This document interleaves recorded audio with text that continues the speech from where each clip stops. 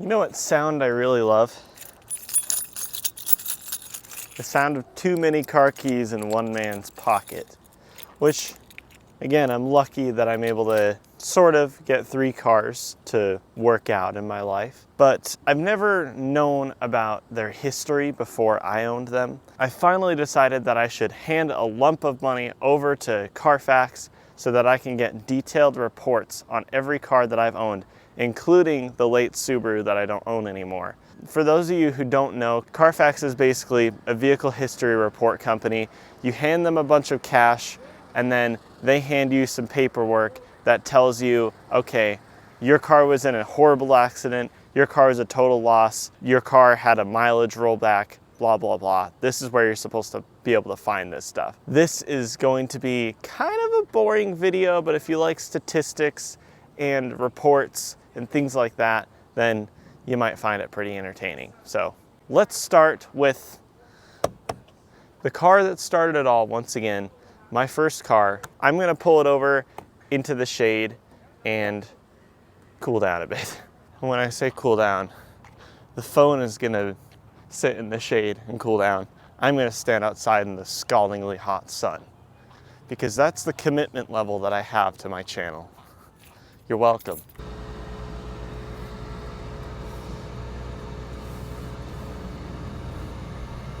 Hello, it's me. Welcome once again to my first car. This is a 2005 BMW 325 Xi manual, finished in lovely jet black over silver metal paint chip and silver fender with some rust added in. This is the most boring report out of the 4 that I would say, but it's still interesting to note a couple of things once I find it. All right, so first of all, the one thing that Carfax gets wrong, I would say, is the retail value, which it claims is $5,190. Now, if there's anybody out there that wants to give me $5,190 for this car, take the keys. Seriously. It is not worth anywhere near $5,190. 185,000 miles, mismatched fender, a hood that has definitely seen better days, and rust patches all around the back, and a clutch that's on its way out. Also, the grills are zip tied in place. $5,190, yeah, I don't think so. So we have a damage report, which we'll get to in a minute. It's just minor damage. 16 service history records, none of them are interesting, so I'm not gonna go over them. I am the 3rd owner of this motor vehicle right here. First owner owned it in Connecticut on a personal lease. Looks like they used it for the whole 3 years, plus an extra month thrown in. It was owned in Connecticut. Once again, that's where this car was originally sold, was in BMW of Watertown, if I'm pronouncing that right. It saw 42,000 miles with its first owner on the lease, so that's 3 years, works out to what, 18,000 miles a year. So they're definitely driving it every day to and from their business job, whatever it was. Then it was sold at 42,000 miles in March of 2008. And that was straight to an auto auction because they're like, ooh, that's an old BMW. I'm not sure we want that. It was sold to an auto auction.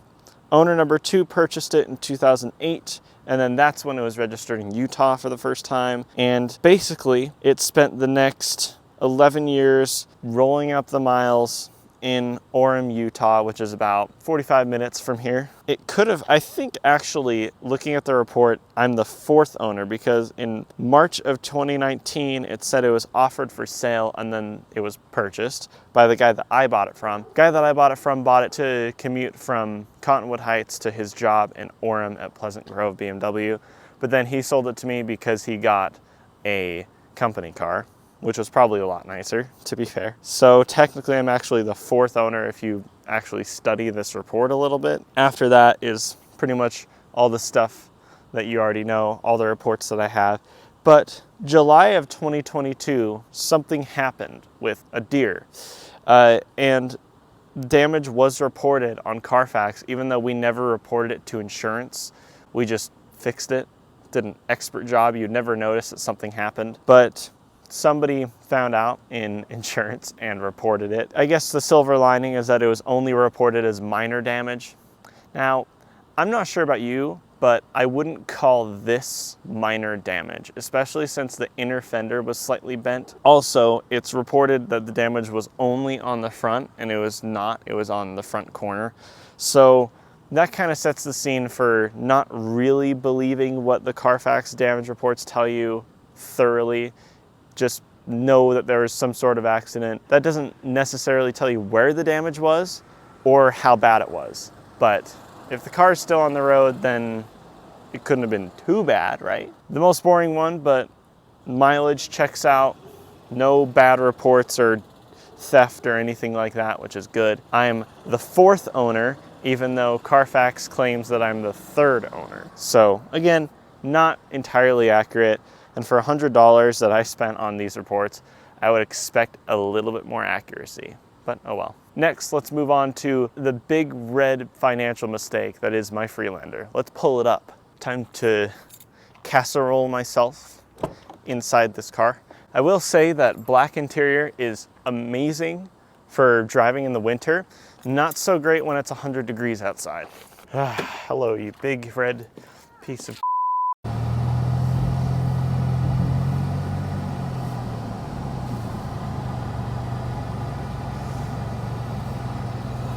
Also have a check engine light. That's cool. This is my 2004 Land Rover Freelander head gasket leak special. And the Carfax reports the retail value of this, $6,840. I can't imagine paying $6,840 for this car. I paid $950 for it, plus like $4,000 in parts and repairs. But you know, it is reported as a total loss vehicle, which immediately I thought, that's funny because it probably blew a head gasket and then it wasn't worth fixing and then they totaled it or something like that, which doesn't really have that much logic put into it. There's a better reason for why it's a total loss vehicle, which we will get to in a minute. 134,000 mile last reported odometer reading, so there's no mileage rollback, there's no theft, there's nothing. It says that there are 5 owners. I would be number 5, obviously. First owner owned it for 11 years, but it also says owners 1 through 3, so who knows what that means. It was initially sold on June 1st, 2004 at Frankel Cadillac Pontiac GMC in the Washington, D.C. area. And that's where it remained for about the first 80,000 miles of its life. And it was repeatedly serviced at Don Beyer Volvo in Falls Church, Virginia.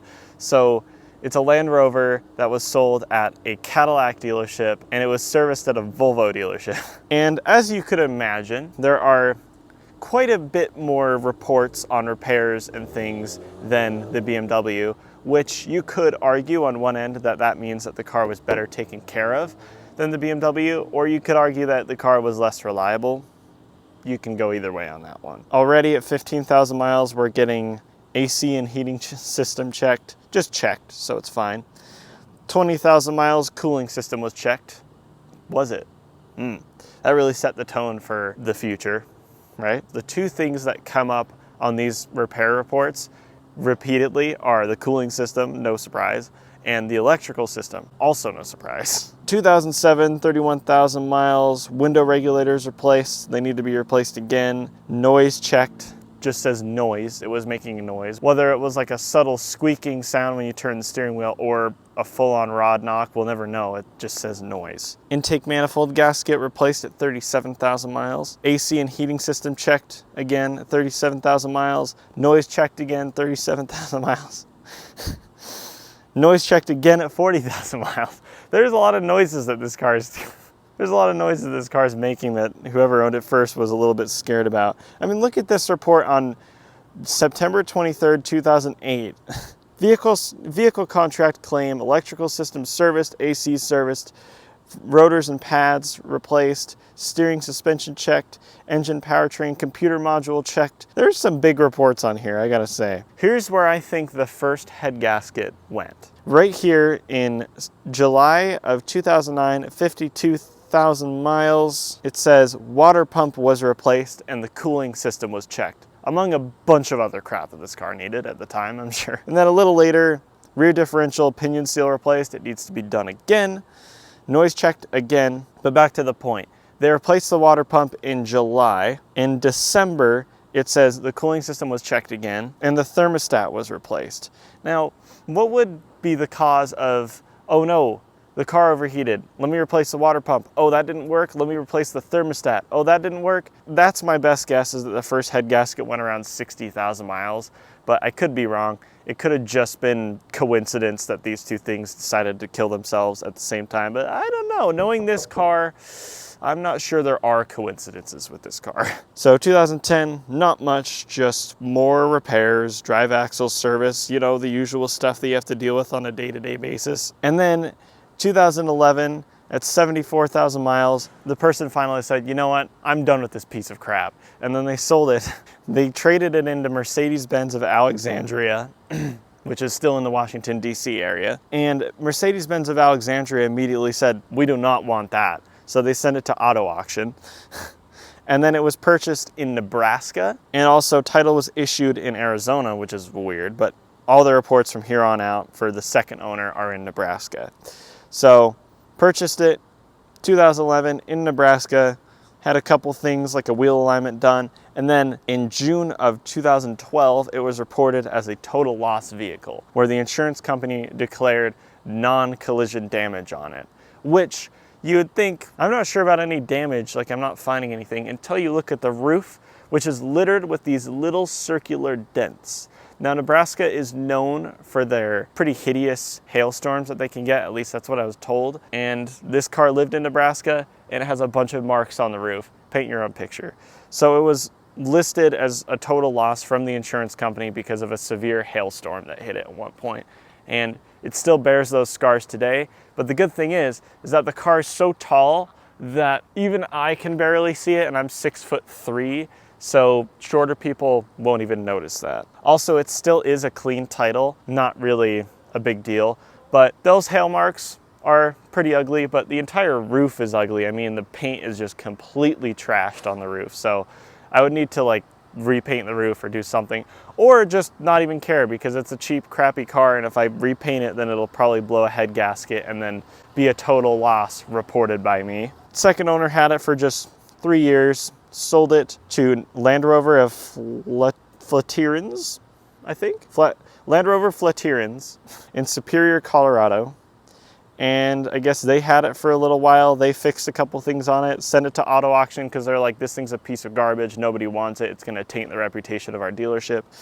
So owner 3 purchased it in 2015. Pretty much nothing happened. They had it for like 1,000 miles. They probably, knowing this car, they probably repaired the head gasket. And then once they did that, they're like, no, I'm too scared to deal with this car anymore. So they sold it to owner 4, who purchased it in 2016. And again, didn't have it for very long, couple thousand miles. And then here it is again saying that there's only 5 owners, but I can tell there's a separate owner in here. So I'm actually the 6th owner of this car. Then it was sold at another auto auction and then purchased in Lehigh by the guy that I bought the car from. He had a couple things done at 110,000 miles. He did the head gasket on it. And then when the head gasket went again, he didn't want to deal with it again, understandably, and he sold it to the next idiot to own this car and deal with all its problems. Me! I actually purchased this car in 2020. Responsible pandemic purchase, I know, but the purchase wasn't reported on Carfax until 2021, and there's a very good reason for that. I bought it in April of 2020 with a blown head gasket, and because of delays and the fact that it's really hard to do, it took us until January of 21 to actually get this car registered. Anybody who has a sharp eye will notice that there's a substantial gap between October of 2019 to January of 2021. And then after that, not much happened under my ownership that's reported on here, other than like 4 times I had to take this thing in to get the air conditioning fixed. It's working now though, which is great, but there is a check engine light, which we will fix on our own time, and it won't be reported on here. So yeah, this was a total lost vehicle because of a hailstorm and spent most of its life, early life, in Washington, D.C., which is pretty cool. And now I own it because I'm an idiot. Now it's time for a car that you can see isn't here anymore because I don't own it anymore. That would be my old 2004 Subaru Impreza WRX wagon, automatic, which I sold in November of last year. Retail value of that thing, maybe a little bit more accurate, but still quite high. $6,880. Okay, 192,000 mile WRX for $6,800. Maybe around that time when the used car market was absolutely insane. Also, 6 previous owners, it says. It could very well be more than that. That vehicle was purchased new in 2003 as a 2004 model car, and a lot of the reports from here on out for the first owner are in California and Colorado. Also, the car is high mileage, so maybe they had a home in Colorado and a home in California. Sounds like they did a fair amount of commuting back and forth, because there are, I mean, look, there's service history in Colorado, and then also title and emissions that are issued in California. Kind of interesting. For the first 66,000 miles, there's not really a lot to report. Owner 2 purchased it in 2006 in California, drove it a little bit, sold it at an auto auction when it had 78,000 miles in 2007. Now, I knew when I owned that car that it was on its 3rd engine, and I think the first engine might have been around this time, 78,000 miles, because according to this report, it seems like it was passed around quite a lot at auto auctions. So here, first sold at an auto auction in October of 2007, then sold again at an auto auction in March of 2008, then sold again at an auto auction in April of 2008. Then it moved to Reno, Nevada, where its silver paint was baked by the sun, which was evident when I owned it. It was definitely faded a little bit at some points. And that roof rack on top did do a pretty good job of disguising even more fading on the roof. So it spent some time, quite a lot of time and quite a lot of miles in Reno, Nevada, with its 3rd owner, who had it from 2009, I believe, until 2017, until they sold it to who I think was the guy that I bought it from. The guy that I bought it from purchased it in 2018. He had it for a while and had the engine replaced, but there is no record of him taking it to the shop that he told me about. So maybe that shop didn't report it. Who knows? Again, Carfax doesn't really report big jobs for some reason. Owner 5, that would be this idiot standing before you, purchased it in 2021, and this is all the stuff that I had done to it. I mean, Mark Miller Subaru did an airbag recall on it. XL Automotive replaced the drive shaft that was getting really rumbly. I passed it on to the guy that owns it now. The 6th owner seems to be taking care of it. Their plans for it are cool off-road build, which will be cool. Definitely more interesting than anything that I would do with it, which is park it right here and drive it sometimes. So yeah, that's the Subaru. Now it's time to move on to that lovely Swedish luxury land boat over there. Last but certainly not least, oh yes, the lap of luxury with this fine hunk of Swedish metal. Yes. 2001 Volvo S80 T6, not an executive. I was wrong, I apologize. Retail value on this, once again, way too much, $5,940. Now, I think I got a pretty good deal for getting it for $3,000. I think Carfax makes these reports assuming that the car is in absolutely mint condition with no issues, and that it's been garage parked its entire life and taken to the dealership for every tiny little thing that was wrong with it. Yeah, that's not the condition that this car is in, but you know. So again, there is a damage report, which we will get to in a minute. 3 owners in total. I am the 3rd one, and this time I actually believe that it's accurate for once. In terms of location, this car is the most boring. I know that this car has spent its entire life in Utah, and it was sold new in Salt Lake City because I have the window sticker from Ken Garff Volvo here in Salt Lake City, which is, again, really cool to have. First person had it on a personal lease for just 1 year, and then they're like, I don't really want it. It's not that good. Owner 2 purchased it in 2002, and they had it for, wait for it, 20 years. So the guy that I bought it from said he was selling it for a family who had had it for many years, and turns out he was telling the truth. It was serviced repeatedly at Jaguar Land Rover. So the Land Rover was serviced at a Volvo dealership in Washington, D.C. This was serviced at a Land Rover dealership, but actually Ken Garff Land Rover, Ken Garff Volvo, it's like the same company that owns all of them, so it's not that weird. But the way it's reported on the Carfax, makes it seem a little weird. So really there aren't that many reports on this car until February of 2020, when there's minor damage reported to the front right corner. Now that's not really surprising to me because there's already some evidence that something happened. That front panel right there doesn't fit quite right, as you can see. Also, there appears to be Bondo or orange peel or something on the rear panels. So I kind of was expecting there to be some accident report on the Carfax. I was also worried that there would be a mileage rollback on this car because the guy that sold it to me sent me the wrong vehicle report. So the report that he sent me was for a car that had 160,000 miles, and this shows 134,000 miles. So I was a little bit worried that there would be a mileage rollback, but thankfully there isn't, and it's all good. Again, there's no theft records or anything like that. But knowing how Carfax said that the damage on my BMW was minor, I would be curious as to exactly how minor the accident that happened to this car was. Maybe I shouldn't think about it. It probably wasn't too bad. And again, it's there and it's fine now. And even though that panel doesn't really fit right, it also has a pretty substantial dent on it and some scuffs, so it needs to be replaced at some point anyways. Maybe I'll get a silver panel, right? Because that's like my trademark. No, that's stupid. After 20 years of ownership, it was then passed on to me on an impulsive buy, a really good impulsive buy, I'll add, in January of this year. And there really isn't that much other than the recent Volvo service that I had done on it. That will be described more in detail in a video to come out soon for this car, a 6-month ownership update, because there actually were some updates on it. So there you have it, 4 used up hoopties that are way past their prime, but luckily and surprisingly, there wasn't too much really bad news. That has one small accident report, but it could be major knowing the fact that Carfax also reported that deer accident as minor.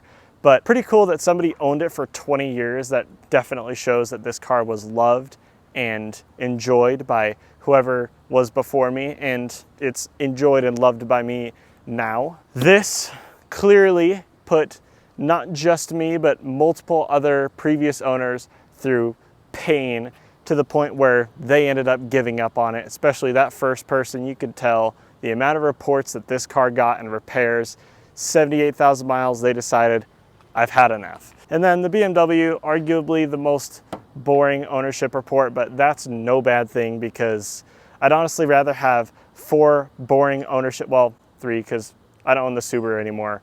Subaru isn't here, but look, you guys, it's here in spirit. It is here in spirit.